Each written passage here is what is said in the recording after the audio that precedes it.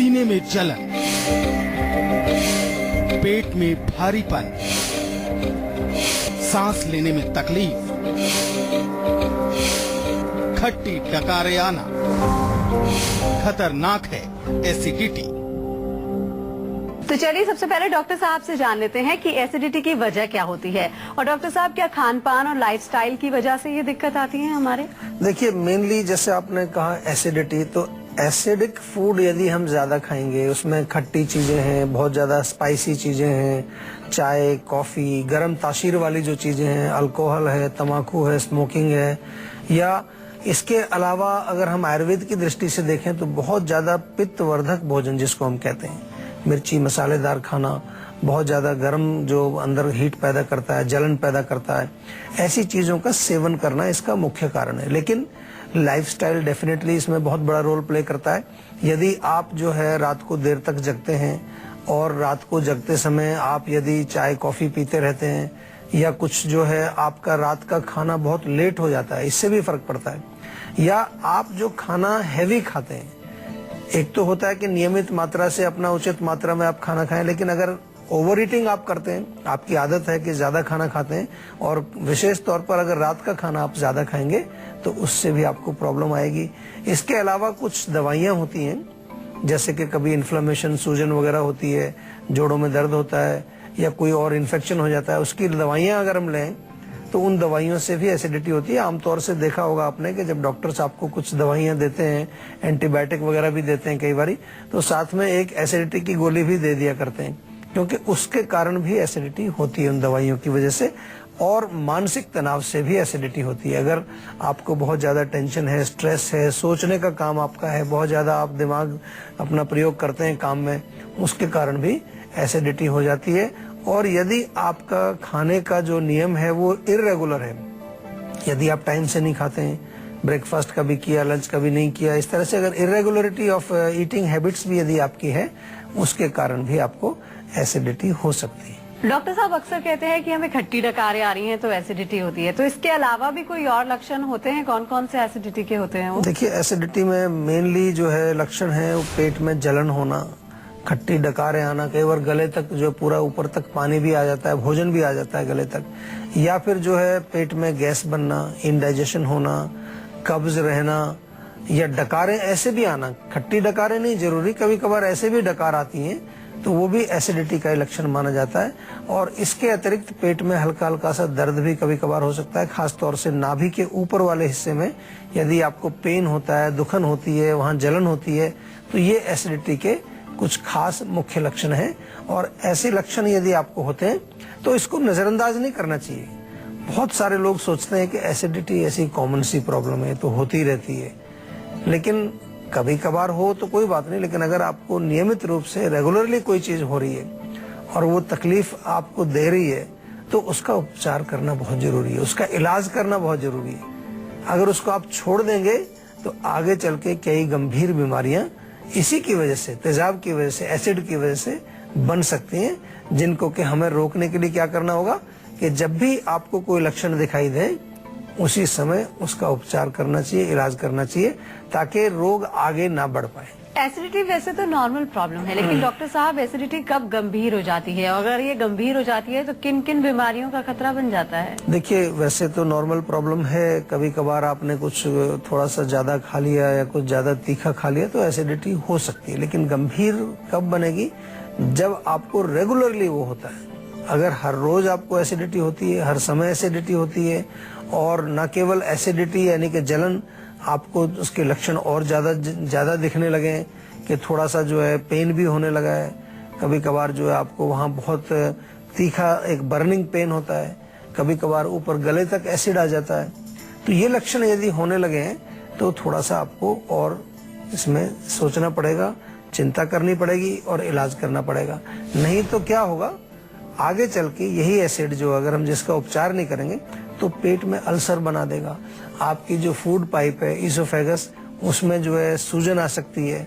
आपको ड्यूडेनम जो है, छोटा हिस्सा जो होता है छोटी आंत का, उसमें अल्सर हो जाते हैं। इसके अलावा आपको कभी कभार खून भी आ सकता है, जैसे उल्टी आए उसमें खून आ जाए। अंदर से कोई जो आपकी पेट के अंदर की जो परत है वो विकृत होकर के कैंसर तक हो सकता है, या फिर आपको हाइटस हर्निया एक बीमारी होती है वो हो सकता है। कई सारे रोग हैं। एच पाइलोरी बैक्टीरिया जो आपने सुना होगा, या एच पाइलोरी जो आपको एक बीमारी हो जाती है, वो जाकर के वहाँ अपना घर बना लेता है। और इसके अतिरिक्त जो है डेफिनेटली आपको इनडाइजेशन, कॉन्स्टिपेशन, गैस, अफारा, ये प्रॉब्लम्स तो इसके साथ जुड़ी होती हैं। इसलिए मैंने शुरू में भी कहा आपको, कभी भी आपको जलन होती है, खट्टी डकारें आती हैं, इसको लाइटली मत लीजिए। यही छोटा सा रोग आगे चल के एक गंभीर कैंसर का भी रूप धारण कर सकता है। एक कॉलर हमारे साथ जुड़ गए हैं, सूरज है मेरठ से। क्या जानना चाहते हैं सूरज आप? जी नमस्कार सर। नमस्कार जी। जी सर, आपसे ये जानना चाह रहे हैं कि जो मेरे मुंह में है ना, वो हमेशा छाले होते रहते हैं, मतलब ठंडी हो या गर्मी हो फिर भी होते रहते हैं वो। कोई एसिडिटी वगैरह भी होती है आपको? जी नहीं, ऐसे तो कुछ भी नहीं है। पेट भी साफ होता है मॉर्निंग में। अच्छा, देखिए अगर पेट साफ होता है और एसिडिटी भी नहीं होती है आपको, तो इसका मतलब छालों का कारण हमारा कुछ और हो सकता है। कई बारी मोस्टली जो है, जिन लोगों का पेट साफ नहीं होता है या पेट में गर्मी हो, जलन हो, तो छाले कॉमनली मुंह में आ जाते हैं। लेकिन कई प्रकार के छाले होते हैं। एक छाले ऐसे भी होते हैं कि छाले हो जाएंगे मुंह में, लेकिन आपको ना कोई जलन होगी उसमें, ना दर्द होगा। और आमतौर पर डॉक्टर्स के पास आप जाएंगे तो वो कहेंगे ऑटो इम्यून डिसऑर्डर कोई हो गया। कई प्रकार के नाम उसको देते हैं, जैसे पैम्फेगस करके एक डिजीज होती है, वो भी इसमें, उसके अंतर्गत भी आपके मुंह में कई जैसे रैशेस टाइप की जो हो जाते हैं, व्हाइट कलर का, उसमें कुछ पस जैसा भी जम जाता है, बॉयल्स जिसको कहते हैं, बॉयल्स टाइप का हो जाता है। तो इसलिए हमें देखना यह है कि मूल कारण क्या है रोग का। मूल कारण यदि आपकी इम्यूनिटी सिस्टम में कोई प्रॉब्लम है या कोई जो आपके पित्त की वजह से कोई है, तो उसके अनुसार चिकित्सा इसकी की जाती है। जैसा आपने बताया कि आपका पेट साफ रहता है, आपको एसिडिटी भी बिल्कुल नहीं होती है, तो इसका मतलब ये है कि कहीं ना कहीं कोई डेफिशिएंसी हो सकती है। कई बार डॉक्टर्स भी आपके जाते हैं उनके पास, तो विटामिन बी के आपके कुछ टैबलेट वगैरह दिया करते हैं, और उससे कई लोगों को आराम भी आ जाता है। तो थोड़ा सा यहाँ पर आपका केस मुझे लग रहा है कि डेफिशिएंसी की वजह से हो सकता है, या इम्यूनिटी की किसी प्रॉब्लम की वजह से हो सकता है। तो इसमें आपको मैं एक नुस्खा बताता हूँ, वो आप रेगुलरली इसको प्रयोग करके देखिए, उससे आपको फर्क पड़ेगा। चुकंदर यदि मिल जाए आपको, तो चुकंदर का सूप बना लीजिए, या चुकंदर, गाजर और पालक का जूस निकाल करके आप हर रोज 1 गिलास भर के पिएं, और इसको कंटिन्यूअसली, लेकिन गर्म चीज फिर भी आपको नहीं खानी चाहिए। बहुत तेज मिर्ची या तीखा भोजन जो है उसका सेवन नहीं करें, ताकि इस जो रैशेज होते हैं, जो छाले होते हैं, इनमें कोई और ज्यादा प्रॉब्लम ना बढ़ जाए, कहीं उसमें जलन शुरू हो जाए, कहीं उसमें और ब्लीडिंग शुरू हो जाए, तो फिर जो है बहुत प्रॉब्लम उसमें बढ़ जाएगी। और अब बारी है आज की संजीवनी की, जिसमें डॉक्टर साहब आपको बताने वाले हैं एसिडिटी से बचने के खास नुस्खे। डॉक्टर साहब, क्या हैं एसिडिटी से बचने के नुस्खे? देखिए, वैसे तो एसिडिटी का कारण सबसे बड़ा उसका जो है, उसका नुस्खा यही है कि जो कारण है उसको छोड़िए। अगर वो नहीं छोड़ेंगे तो नहीं ठीक होगा। मैंने बहुत बारी अपने शो के माध्यम से भी आपसे बात करता हूँ, कितनी बार जो हमारे जो दर्शक जो फोन करते हैं उनसे मैं पूछता हूँ कि भाई आप अगर जलन आपको हो रही है, यानी कि एसिडिटी अगर आपको हो रही है, तो एसिडिक भोजन तो नहीं खा रहे। बहुत सारे लोग हैं जिनको जलन होती है लेकिन चाय पीते हैं, वो तंबाकू भी खा लेते हैं लोग, अल्कोहल भी सेवन करते हैं, मिर्च तो छोड़ते ही नहीं है। मिर्च के बिना लोग कहते हैं क्या खाना है, अगर मिर्च नहीं डालेंगे या उसमें कुछ अचार नहीं खाएंगे, तो ये चीजें अगर आप करेंगे तो एसिडिटी आपकी ठीक नहीं होगी, क्योंकि कॉज आप रोक ही नहीं रहे हो। तो सबसे पहले कॉज को रोकिए, फिर नुस्खे बहुत हैं, दवाइयां भी बहुत हैं आयुर्वेद में। घरेलू नुस्खे में आप क्या कर सकते हैं, आप ठंडा दूध या जो फ्रिज में से थोड़ा दूध निकालिए, लगभग 20 मिलीलीटर आधे कप पानी में घोल करके उसको पी जाइए, आपको बहुत बढ़िया तुरंत राहत मिलेगी। कभी भी आपको जलन हो रही है, ट्राई करके देखिए आप। या मुलेठी का चूर्ण घर में बना के रख लीजिए आप, आधा चम्मच सवेरे, आधा चम्मच शाम को, इसको नियमित रूप से सेवन करिए। आंवले का चूर्ण भी इसमें फायदा करता है, आंवले का चूर्ण भी आप खा सकते हैं। नारियल पानी आप पी सकते हैं। खीरा यदि ताजा घर में है, उसको छोटा छोटा काट करके मिक्सी में थोड़ा घुमाइए, फेंट लीजिए, तो एक थोड़ा स्मूदी टाइप की बन जाएगी आपको। पानी उसमें लिक्विड भी होगा और थोड़ा फाइबर भी उसका रहेगा, उसको आप पी लीजिए। और तरबूज आपको मिलता है, तरबूज का सेवन आप कर सकते हैं।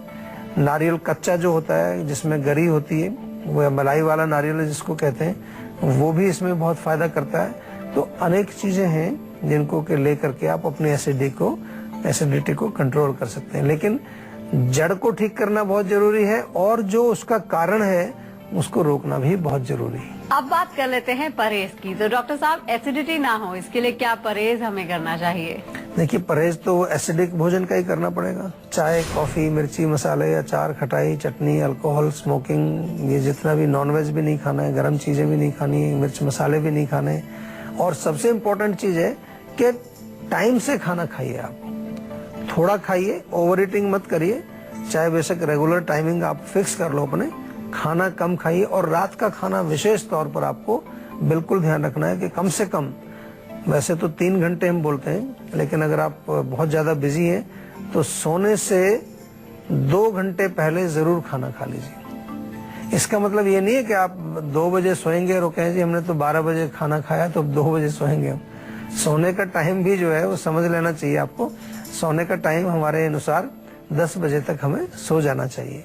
तो इसका मतलब 8 बजे या उससे पहले भोजन जरूर कर लें, यदि पॉसिबल है। कुछ लोगों की थोड़ा लेट तक ड्यूटी होती है, वो अलग चीज है, लेकिन बहुत सारे लोगों को मैंने देखा है कि घर आ जाते हैं टाइम से, वो 7 बजे तक आ जाते हैं, 6 बजे भी आ जाते हैं, 6:30 भी आ जाते हैं। तो पहले जाकर के चाय पियेंगे, कुछ स्नैक्स खाएंगे, फिर थोड़ा टीवी देखेंगे 1-2 घंटा, फिर डिनर करेंगे रात को 9, 9:30, 10 बजे। कई लोग तो 12 बजे डिनर करते हैं। तो वो बहुत गलत है। पेट आपका खराब होगा ही होगा। कोई शक्ति पृथ्वी पर ऐसी नहीं है जो आपके पेट को रोक सकती है, उसको ठीक कर सकती है।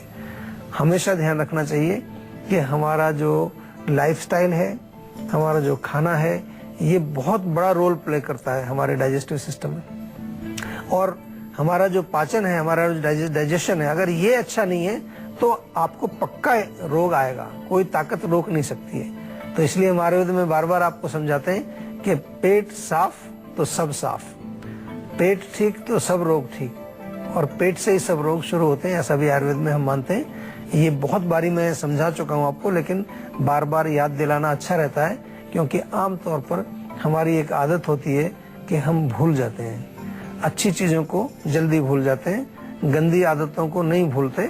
तो इसलिए बार बार आपको याद दिलाना भी हमारा कर्तव्य है। एक कॉलर हमारे साथ जुड़ गए हैं, सनी है आगरा से। क्या जानना चाहते हैं सनी आप? एक्चुअली मेरे सिर में दर्द रहता है। सिर में, पूरे सिर में दर्द है? अच्छा, कब से हो रहा है दर्द? जी कुछ ज्यादा वक्त तो नहीं हुआ है, 1-8 महीने हुआ है। अच्छा, 1-8 महीने से। अभी उम्र कितनी है आपकी? ये कोई 22 साल।